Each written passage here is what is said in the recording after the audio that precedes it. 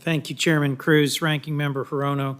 Thank you to our witnesses. I'm sorry that I will likely miss the second panel, given how long this has gone, but I join many of my colleagues in expressing concerns about the intersection between important, widespread national protests against the brutal killing of George Floyd, expressing concern about racial injustice and the ways in which the injection of federal law enforcement into Portland may have exacerbated rather than reduced incidents of violence. So let me just be clear about something that seems to have been repeatedly covered, but is worth covering again. There is no one here condoning or encouraging or supporting violence by either protesters or law enforcement, if unlawful and unnecessary. And I hope that Ranking Member Hirono's comments to that effect were heard loud and clear. I think my colleague, the senator from Illinois, Senator Durbin, expressed clearly, and I'll join him in that we need to hold accountable perpetrators of violence, those who have caused any injury or harm to law enforcement. Our law enforcement officers have a difficult and demanding job, and you're right, Mr. Cuccinelli, virtually all of us have worked with or alongside law enforcement, but we also have to have policing resources deployed in a transparent, professional, and appropriate way. And there's a lot of concerns expressed pointedly by both U.S. senators from the state of Oregon at the outset of this hearing about the conduct of federal law enforcement in Portland and the relationship and connection with state and local elected officials. So let me just briefly ask a few questions about that, if I can. Mr. Cuccinelli, an internal DHS memo reportedly warned that CBP agents and others deployed to Portland were not specifically trained for responding to mass demonstrations, something that requires specific training. And that internal memo called for additional training for deployments. Have all deployed federal agents received appropriate training on responding to demonstrations? Yes, there are differences between how FPS is trained versus ICE SRT, both HSI and ERO, and CBP, but they have all had. For clarity, can you detail what those acronyms are for? That's a lot of acronyms. Thank you, Mr. Chair. Sorry, I've settled into DHS very thoroughly. So ICE, of course, you know, and they have the removal officer side of the house, and then they have the Homeland Security investigation side of the house. They each have their own SWAT teams. ERO handles prisons. I mean, we have prisons there, and so they train. They'll have similar training to Bureau of Prisons. Can I suggest that a mass demonstration of peaceful protesters is different from Absolutely. a riot in a prison?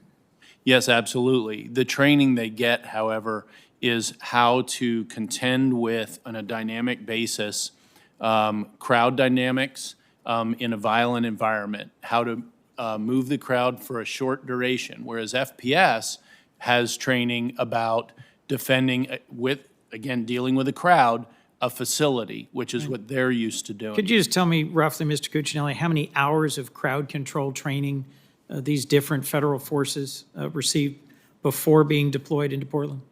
So that I don't know, Senator, off the top of my head, but I'm happy to get you that, and including by department. Let me move on. Thank you. The Pentagon raised concerns about DHS's use of military camouflage in Portland, saying, quote, "We want a system where people can tell the difference between law enforcement and the armed forces." What purpose did it serve for DHS to use military camouflage in a crowd control setting? So, Senator, that wasn't chosen because there was a crowds control setting. That was CBP officers whose normal duty stations are along the border, and they came with what they had. Now, we have moved as quickly as we could to procure for them what you think of as the solid green CBP uniform, much like you see the solid blue for FPS. And is that partly to help with providing some visual indication that this is law enforcement, not militia?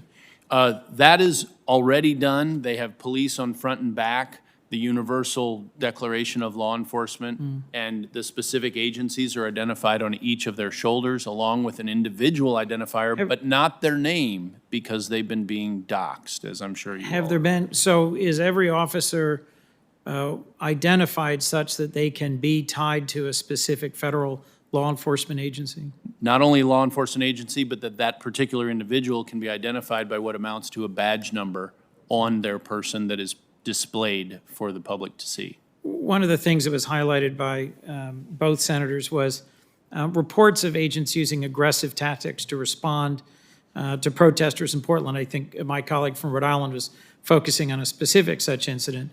There was one where a filmmaker was shot in the face with pepper balls. A woman was shot in the head with a paint bullet and maced at point blank range. Some protesters report they were retreating or given no warning.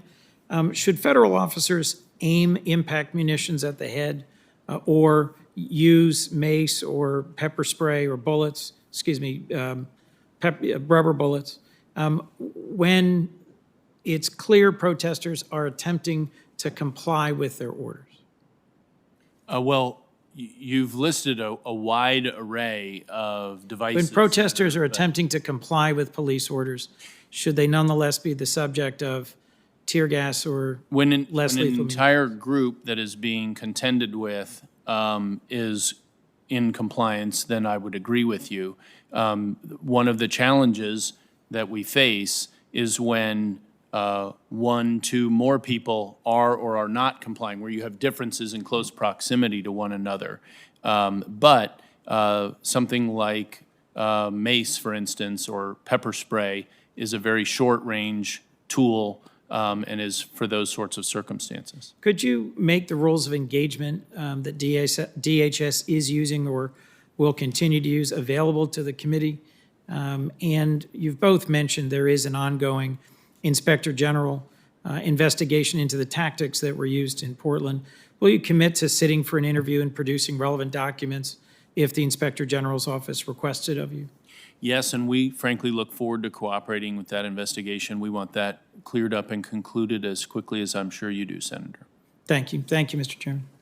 Thank you, Senator Coons. Senator Blumenthal.